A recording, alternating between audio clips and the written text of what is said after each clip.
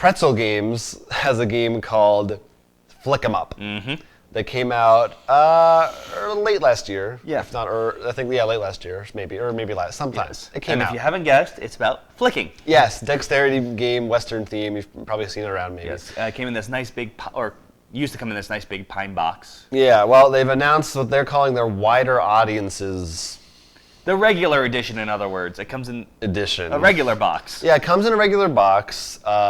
It is cheaper, and they also are very proud of the fact, so it would seem from the press release, that this version also comes with like 15 different languages. So that's part of their wider audience, is that literally more people can read it and understand it, which I thought was interesting because, like, of all the games, we haven't played it, but it is a dexterity game. It seems like, compared to Twilight Imperium or something, the language barrier might not be quite as high, but I could be wrong on that. But it's an interesting. I wonder why they're doing this. If they're doing it because Flick 'em Up sold really well, or because it wasn't selling well, and they're trying to give it a round two for more people to buy it. Well, what I think what happened is, they're very proud of that pine box, You're like, look. But then, they probably got enough people saying, like, they probably did sell well at first, but then people were like, look, I'd buy it, but it's a little intimidating, I think. Yeah. And, also, it won't fit on my shelf or something, or I don't have so much space. Nobody. It's like. And then, of course, then you get people saying, what does this say? I can't read this language. That is also really interesting to me, because I don't know a lot of. Well, 15 is a lot of languages. Like, the most I've ever seen in a box is like 5. 4 or 5, I think. Yeah. Well, what I think is something that I would love to see a game company do.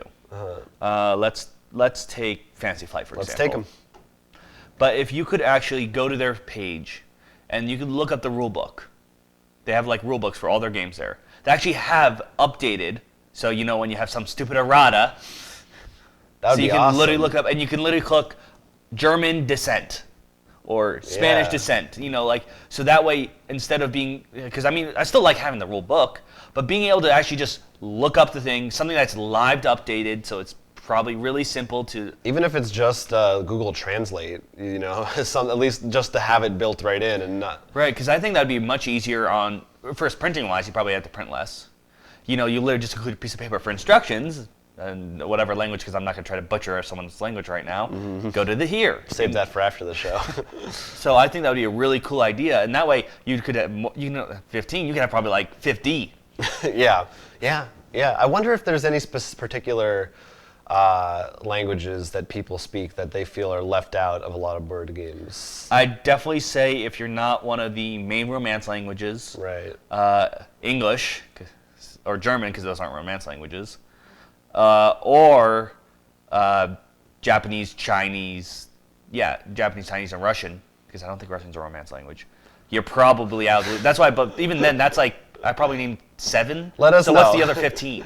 Yeah, 8. If you know, well, I don't know. Well, I'm wondering if I don't know what counts as romance. Well, I was about this. Romance is the French, Italian, Spanish. But is it just someone just decided, or they're all based on the same language? Yeah, they're all come from Latin. Right, but I don't there's Polish. Right. Oh, I forgot about Polish. Dutch. But I was about to say, let us know if your language is represented, but I'm like, this is an English show. Well, if you speak English and other things, or if if you've heard talk of it, I'd be curious to hear about that. Anyway, this will be on sale at some point soon, probably later this year.